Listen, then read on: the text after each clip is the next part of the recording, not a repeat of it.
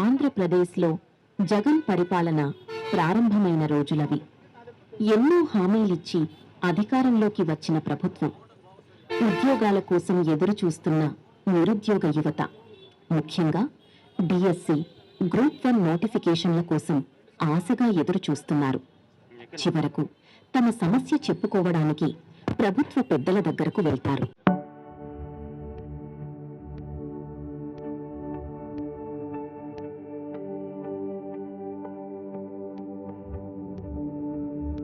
అయ్యా, డిఎస్సి ఇవ్వండి అయ్యా, గ్రూప్ 1 నోటిఫికేషన్ ఇవ్వండి.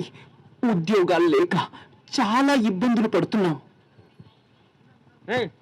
ఎవరా మీరంతా? అసలు ఎవరు అనిచారు వీళ్ళ లోపలికి? పోరా బయట, డిఎస్సి లేదు ఏం లేదు, వెళ్ళండి. అయ్యా, అలా మాట్లాడకండి అయ్యా.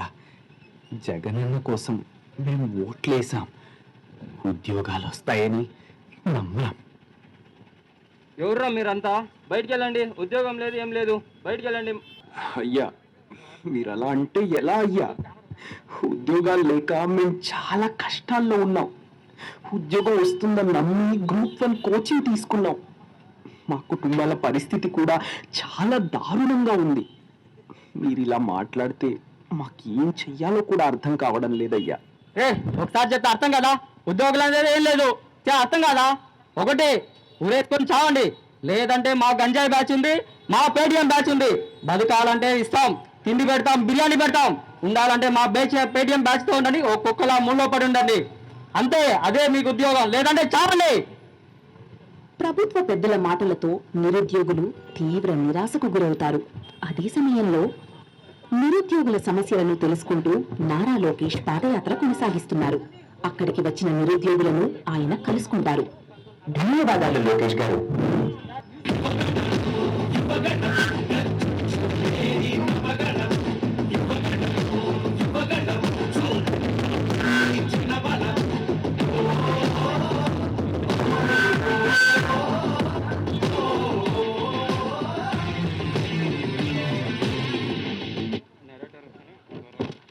మీ సమస్య మాకు అర్థమైంది.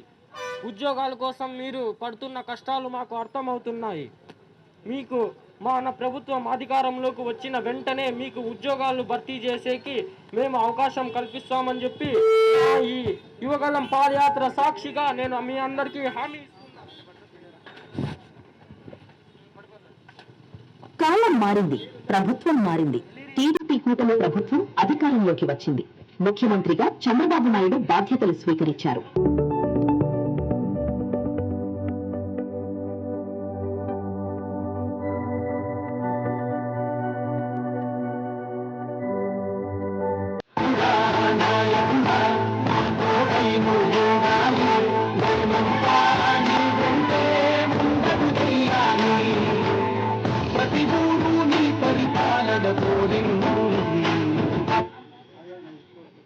అమ్మేగా డిఎస్సి ఫైల్ తీసుకురండి.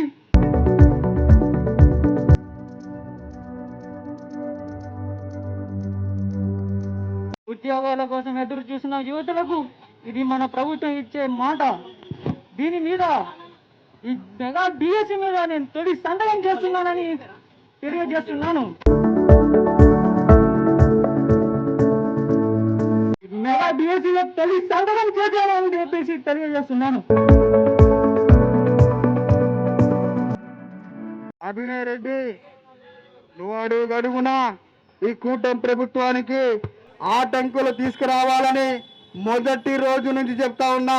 ఈరోజు డిఎస్సి పేరుతో నేను చేయమన్నటువంటి పనులు నువ్వు చేయట్లేదు.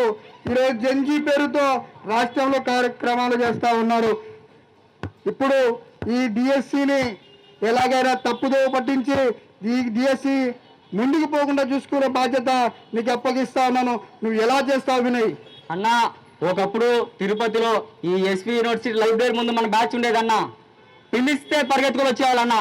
అంతేకన్నా తిరుపతిలో ప్రతి యువత, ప్రతి జంజీ నా వెనకాల ఉండేవాళ్ళు. ఆయన ఎప్పుడైతే ఈ కూటమి ప్రభుత్వం చంద్రబాబు నాయుడు గారు డిఎస్సి మీద మొదటి సంతకం పెట్టి మరి ఇంకో డిఎస్సికి నోటిఫికేషన్ వదిలారు, అప్పటి నుండి మన మాట వినట్లేదన్నా. అందరూ జాబుల్లో ఉండిపోతున్నారన్నా. అన్నా, మాకు ఉద్యోగాలు వచ్చింది. ఆ రోజు మీ ఇంటి దగ్గర వస్తే ఊరేసుకొని చావండి, లేదంటే మా గంజా బ్యాచ్ లో ఉండని అన్నాడు. ఇవాళ మా బాబు వచ్చారు, మా లోకేష్ బాబు వచ్చారు, మాకు ఉద్యోగాలు ఇచ్చారు, మేమెందుకు మీరు అంటున్నాలి అని క్వశ్చన్ చేస్తున్నారన్న, నిలదీస్తున్నారన్న. ఇంటి ముందు వెళ్తుంటే, రోడ్లో నడుచుంటే కూడా వెళ్తే పట్టించుకునే వాళ్ళు లేరన్న. ఒకప్పుడు నా వెంట పేటిఎం బ్యాచ్, గంజాయి బ్యాచ్, ఒక సైన్యం, నేను వెళ్తుంటే దారిలో ఒక సైన్యం నిలబడేదన్న. ఇప్పుడు నేను వెళ్తుంటే అసలు చాలా దారుణంగా ఉందన్న. కుక్కలు కూడా పరిస్థితి ఎక్కడో ఒక చోట పట్టుకొని డిఎస్ని ఆపేయమని చెప్పాను. కనీసం స్పోర్ట్స్ కోటాలో ఆపలేని శక్తి ఈరోజు మీకు ఉండదు. అదే పులివెందలో అయితే ఈసారి చుక్కలు చూపించేవాడిని. మీకు చెప్పాను, కనీసం స్పోర్ట్స్ కోటాలో చూపించి డిఎస్సిని ఆపని చెప్పేసి, అది కూడా చేత కాలేదు మీకు.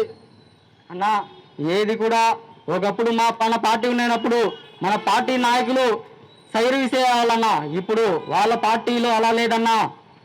డైరెక్ట్గా ఆఫీసర్లు, ఐఏఎస్ ఆఫీసర్లే సవాల్ విస్తున్నారన్న. చర్చకు మీరు సిద్ధమా, మేము సిద్ధం అంటున్నారన్న. అసలు ఏ పొరపాటు లేకుండా మనం నిర్వహించామన్నా. మన లక్షల్లో జాబులు నిర్వహించాం, అందులో ఎన్నో తోటుబాట్లు. పార్టిసిపేషన్ చేసిన వాడికి జాబులు ఇచ్చాం, వాళ్ళు అలా కాదన్నా. సర్టిఫికేట్ ఉన్నవాడికే జాబ్ ఇచ్చారు, వీటి క్లియరెన్స్తో మొహం మీద చూపిస్తున్నారన్న. ఏ మొహం పెట్టుకొని వాళ్ళని అడగాలనిపిస్తుందన్న. ఏదో అప్పటికి బురద చల్లుతున్నామన్నా. నువ్వు చెప్పింది నిజమే అభినయ్. మనము ప్రభుత్వము అధికారంలో ఉన్నప్పుడు చంద్రబాబు లాగా ఆలోచించి ఉంటే, నారా లోకేష్ మాదిరి ఆలోచించి ఉంటే ఖచ్చితంగా మన పార్టీ ముందుకు పోయేది. నేను సజ్జలను నమ్ముకొని ముందుకు వచ్చాను, కరుణాకరెడ్డి నమ్ము ముందుకు వచ్చాను. ఈరోజు రాజకీయంగా భూస్థాపితమైనాను. నా ప్రభుత్వం వచ్చిన తర్వాత మీరు ఆంధ్ర రాష్ట్రంలో కంటే బెంగళూరులోనే ఎక్కువ పబ్జీ ఆడుకుంటూ ఉన్నారన్న. మీరు అక్కడ ఉంటే ఇక్కడ ఇలా జరగకుండా ఇంకెలా ఉంటుందన్న? మొత్తం మీదే అన్న. ఈసారి ఖచ్చితంగా మనదే పార్టీ వస్తుంది. Thank you.